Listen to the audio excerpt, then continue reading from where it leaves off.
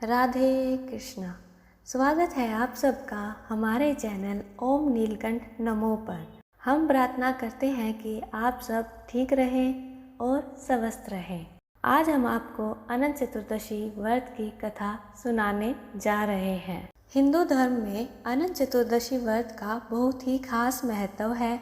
इस दिन भगवान विष्णु के अनंत स्वरूप की पूजा का विधान है। यह हर साल भाद्रपद माह के शुक्ल पक्ष की चतुर्दशी को मनाया जाता है। इस दिन भगवान गणेश जी की भी पूजा का अंतिम दिन होता है। भादो शुक्ल चतुर्दशी के दिन गणेश महोत्सव का समापन होता है और घर में विराजे हमारे प्यारे गणपति को धूमधाम से विदाई देकर उनका विसर्जन कर दिया जाता है। लोग अनंत चतुर्दशी के दिन व्रत रखते हैं और भगवान विष्णु की पूजा करते हैं।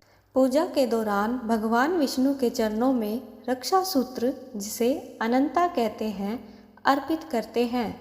पूजा करने के बाद इस अनंता को व्रत करने वाला अपने हाथ में बांध लेता है। पूजा के दौरान भक्त व्रत कथा का पठन या श्रवण करते हैं। मान्यता है कि जो भक्त अनंत चतुर्दशी का व्रत रखते हैं और भगवान विष्णु का पूजन करते हैं, उन्हें कभी धन दौलत की कमी नहीं होती है। उनके सुख समृद्धि और वैभव में बहुत ही ज़्यादा वृद्धि होती है। मान्यता है कि अनंत सूत्र के 14 गांठें 14 लोकों की प्रतीक होती हैं। यह भी मान्यता है कि जो 14 सालों तक लगातार अनंत चतुर्दशी का व्रत रखता है, उसे विष्णु लोक की प्राप्ति होती है। अनंत सूत्र को पुरुष दाहिने और महिलाएं बाएं हाथ में बांधती हैं। चलिए शुरू करते हैं अनंत चतुर्दशी व्रत की कथा। इस व्रत का जिक्र पुराणों में भी मिलता है। जब पांडव जुए में अपना सारा राजपाट हार कर वन में कष्ट भोग रहे थे, तब भगवान श्री कृष्ण ने अनंत चतुर्दशी व्रत करने की उनको सलाह दी थी। श्री कृष्ण ने युधिष्ठिर से कहा, अनंत चतुर्दशी व्रत का पुराणों में बहुत ही खास महत्व है। अगर वह विधि पूर्वक अनंत भगवान का व्रत करेंगे तो इससे उनका सारा संकट दूर हो जाएगा और खोया राज्य फिर से उन्हें वापस मिल जाएगा। श्री कृष्ण ने इस व्रत की महत्ता समझाने के लिए एक कथा सुनाई, जो इस प्रकार है। प्राचीन काल में सुमंत नामक एक तपस्वी ब्राह्मण थे। उनकी पत्नी का नाम दीक्षा था। दोनों की एक परम सुंदरी धर्मपरायण कन्या थी, जिसका नाम सुशीला था। सुशीला बड़ी हुई तो उसकी माता दीक्षा की मृत्यु हो गई। पत्नी की मृत्यु के उपरांत सुमंत ने कर्कशा नामक स्त्री से दूसरा विवाह कर लिया, जिसका स्वभाव ठीक नहीं था। कर्कशा के कहने पर सुशीला का विवाह ब्राह्मण सुमंत ने कौंडिन्य ऋषि के साथ कर दिया। विदाई के समय कर्कशा ने दामाद को कुछ ईंटें और पत्थरों के टुकड़े बांधकर एक पोटली में दे दिए। कौंडिन्य ऋषि अपनी पत्नी को लेकर अपने आश्रम की ओर निकल पड़े। रास्ते में ही शाम ढलने लग गई और ऋषि नदी के किनारे संध्या वंदना करने लगे। इसी दौरान सुशीला ने देखा कि बहुत सारी महिलाएं किसी देवता की पूजा कर रही थी।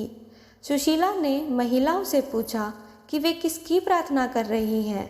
इस पर उन महिलाओं ने उन्हें भगवान अनंत की पूजा करने और इस दिन उनका व्रत रखने के महत्व के बारे में बताया।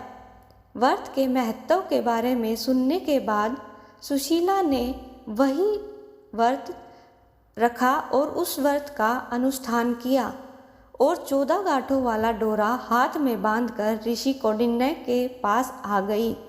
ऋषि कौंडिन्य ने सुशीला से डोरे के बारे में पूछा तो सुशीला ने उन्हें सारी बात बता दी। ऋषि कौंडिन्य ने यह सब कुछ मानने से इनकार कर दिया और पवित्र धागे को निकालकर अग्नि में डाल दिया। इसके बाद उनकी सारी संपत्ति नष्ट हो गई और वह दुखी रहने लगे। इस दरिद्रता का उन्होंने अपनी पत्नी से कारण पूछा तो सुशीला ने कहा कि उन्होंने अनंत भगवान का डोरा जलाया था। पश्चाताप करने के लिए ऋषि कौंडिन्य ने अनंत भगवान से हाथ जोड़कर माफ़ी मांगी और वह अनंत डोरे की प्राप्ति के लिए वन में चले गए। वन में कई दिनों तक भटकते भटकते निराश होकर एक दिन वह भूमि पर गिर पड़े। तब अनंत भगवान प्रकट होकर बोले, हे कौंडिन्य, तुमने मेरा तिरस्कार किया था, उसी से तुम्हें इतना कष्ट भोगना पड़ा। तुम दुखी हुए, अब तुमने पश्चाताप किया है, इसलिए मैं तुमसे प्रसन्न हूँ। अब तुम घर जाकर विधि पूर्वक अनंत व्रत करो। 14 वर्षों तक व्रत करने से तुम्हारा सारा दुख दूर हो जाएगा और तुम धन धान्य से संपन्न हो जाओगे। ऋषि कौंडिन्य ने वैसा ही किया और उन्हें सारे कलेशों से मुक्ति मिल गई। श्री कृष्ण जी ने युधिष्ठिर से कहा, अगर वह भी अनंत भगवान का 14 वर्षों तक विधि पूर्वक व्रत करते हैं तो उन्हें भी सारे दुखों से मुक्ति मिल जाएगी। तब युधिष्ठिर जी ने भी अनंत भगवान का 14 वर्षों तक विधि पूर्वक व्रत किया और इसके प्रभाव से पांडवों ने कौरवों को हराकर युद्ध में विजय हासिल की और वह चिरकाल तक राज्य करते रहे। इसके बाद ही अनंत चतुर्दशी का व्रत प्रचलन में आया। राधे कृष्णा।